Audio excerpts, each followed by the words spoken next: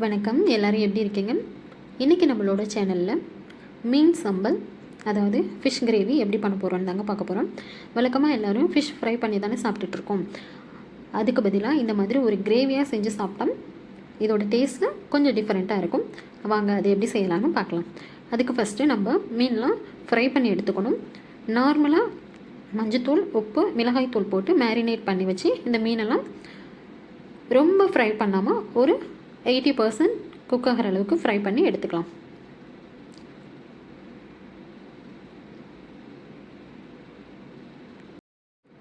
இந்த சம்பல் பண்ணும்போது மீன் உடைஞ்சிடக்கூடாது.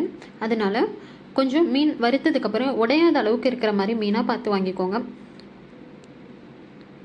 நம்ம இந்த மீனெல்லாம் அழகாக பொரித்து எடுத்துக்கலாம்.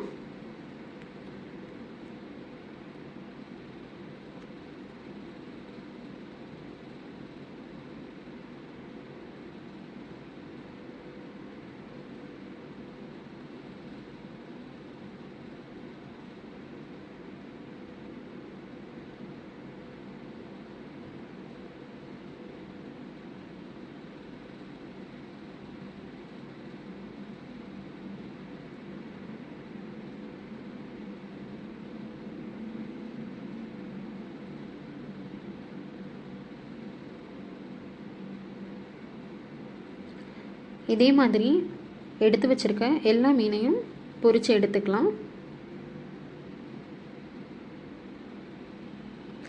நான் அதிகமாக காரமெல்லாம் சேர்க்கல மீனில், ஏன்னா நம்ம கிரேவியில் காரம் சேர்ப்போம். அதனால மீனில் நான் கம்மியாக தான் காரம் சேர்த்துருக்கேன்.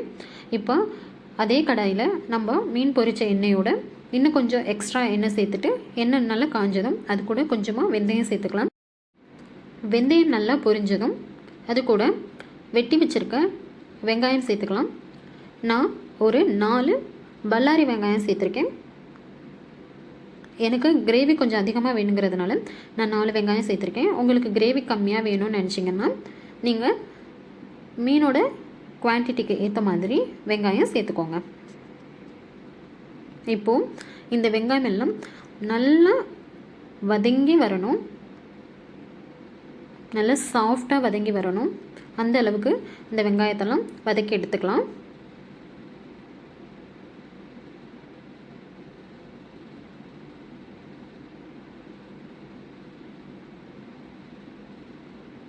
பாருங்கள், இந்த அளவுக்கு வெங்காயம் நல்லா சாஃப்டாக வதங்கி வரணும்.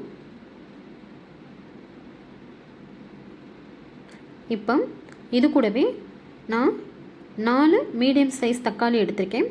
அதையும் ஸ்லைஸாக கட் பண்ணி இதில் சேர்த்துக்கலாம்.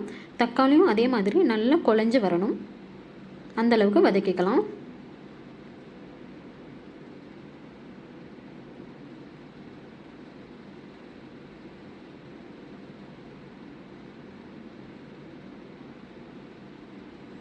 பாருங்கள், தக்காளி எந்த அளவுக்கு மசிஞ்சு நல்லா குழஞ்சி வந்திருக்குன்னு இந்த அளவுக்கு வதக்கிக்கோங்க.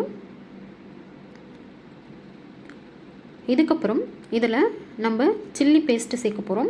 நான் ஆல்ரெடி ஒரு 20லேருந்து 25 காஞ்ச மிளகாவை தண்ணியில் ஊற வச்சு மிக்ஸி ஜாரில் பேஸ்ட்டாக அரைச்சி வச்சுருக்கேன். அந்த பேஸ்ட்டை இதில் சேர்த்துக்கலாம். நம்ம மிளகாய் பொடி போடுறதை விட இந்த மாதிரி காஞ்ச மிளகாயை ஊற வச்சு பேஸ்ட்டாக அரைச்சி போடும்போது கிரேவி நல்லாயிருக்கும், நல்ல குவான்டிட்டி அதிகமாக இருக்கும், பார்க்கவும் சூப்பராக இருக்கும். நம்ம இதை சப்பாத்தி கூடவோ இல்லை தோசை கூடவோ இல்லை ரைஸ் கூடவோ வச்சு சாப்பிடும்போது நல்லாயிருக்கும்.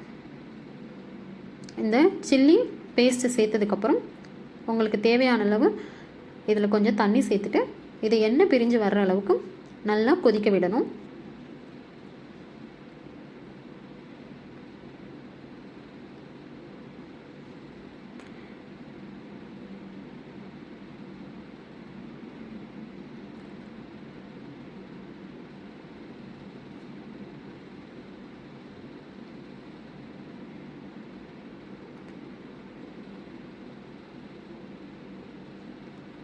இந்த கிரேவிக்கு தேவையான அளவு உப்பு சேர்த்துக்கலாம். ஆல்ரெடி நம்ம ஃபிஷ்ஷில் உப்பு போட்டு தான் ஃப்ரை பண்ணியிருக்கோம். அதனால் கிரேவிக்கு மட்டும் தேவையான அளவு உப்பு சேர்த்தா போதும். நான் ஒரு 1.5 ஸ்பூன் உப்பு சேர்த்துருக்கேன். அதையும் நல்லா கலந்து விட்டுட்டு எண்ணெய் பிரிஞ்சு வர அளவுக்கு கிரேவியை நல்லா கொதிக்க வச்சுக்கலாம். ஃப்ளேம் ஸ்லோவாகவே இருக்கட்டும், ஏன்னா சில்லி பேஸ்ட்டு சேர்த்ததுக்கப்புறம் சீக்கிரமாக அடி பிடிக்கும். பாருங்கள் எந்த அளவுக்கு எண்ணெய் பிரிஞ்சு வந்திருக்குன்னு. ஓரத்துலலாம் நல்லா எண்ணெய் பிரிஞ்சு வந்திருக்கு. நம்ம போட்டிருக்க மிளகாய் பேஸ்ட்டோட பச்சை ஸ்மெல்லும் போயிடுச்சு.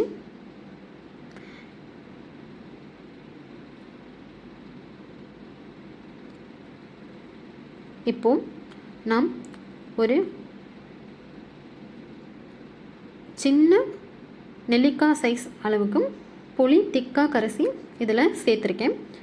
நம்ம எந்த அளவுக்கு கிரேவி வைக்கிறோமோ அதுக்கு ஏற்ற மாதிரி தான் புளி சேர்க்கணும். எனக்கு இந்த அளவுக்கு கிரேவிக்கு ஒரு சின்ன நெல்லிக்காய் சைஸ் புளி போதும். நீங்கள் கிரேவி கம்மியாக வைக்கிறீங்கன்னா ரொம்ப கம்மியாக புளி சேர்த்துக்கோங்க. இப்போ ஒரு துண்டு இதில் வெல்லம் சேர்த்துக்கலாம். நீங்கள் வெல்லம் சேர்க்கும்போது இந்த கிரேவி இனிப்பு, புளிப்பு, காரம் எல்லாம் சேர்ந்து ஒரு சூப்பரான டேஸ்ட் கொடுக்கும். வெல்லம் சேர்த்துட்டு நல்லா கலந்து விடுங்க. இந்த கிரேவி உங்களுக்கு லைட்டாக ஒரு ப்ரௌன் கலராக வரும். ரெட் கலர்லேருந்து மாறி ஒரு டார்க் ப்ரௌன் கலராக வரும். அந்த டைமில் நம்ம வறுத்து வச்சுருக்க ஃபிஷ்ஷெல்லாம் ஒன்று ஒன்றா சேர்த்து கிரேவியில் மிக்ஸ் பண்ணி எடுக்கலாம்.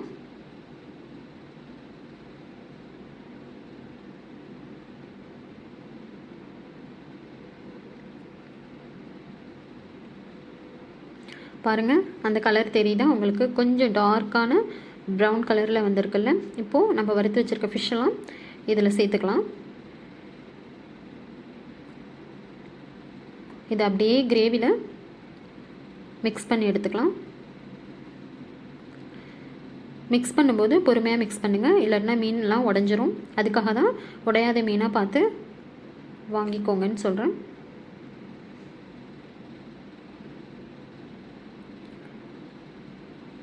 பாருங்கள் நல்ல கிரேவியில் ஃபுல்லாக மீனெல்லாம் முழுகிற மாதிரி சேர்த்துட்டு அதை அப்படியே ஸ்லோ ஃப்ளேமில் ஒரு 5 நிமிஷம் மூடி போட்டு அப்படியே மூடி வச்சுருவோம். அழகாக எண்ணெயெல்லாம் பிரிஞ்சு சூப்பராக கிரேவி ரெடி ஆகி வரும்.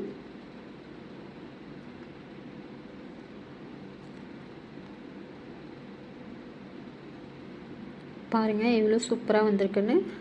ஃப்ளேம் ஸ்லோவில் தாங்க இருக்கணும், ஏன்னா நம்ம மீன் போட்டதுக்கப்புறம் அடிக்கடி கிண்ட முடியாது, சீக்கிரம் அடி பிடிச்சிரும்.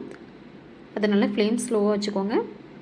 பாருங்கள் எவ்வளோ சூப்பராக ஃபிஷ் கிரேவி ரெடி ஆகிடுச்சுன்னு. இது அவ்வளோ டேஸ்ட்டாக இருக்குங்க.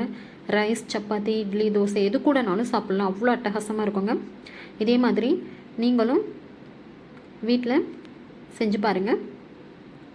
செஞ்சு பார்த்துட்டு எப்படி இருக்குன்னு கமெண்டில் சொல்லுங்கள். மீண்டும் இன்னொரு வீடியோவில் சந்திப்போம். தேங்க்யூ.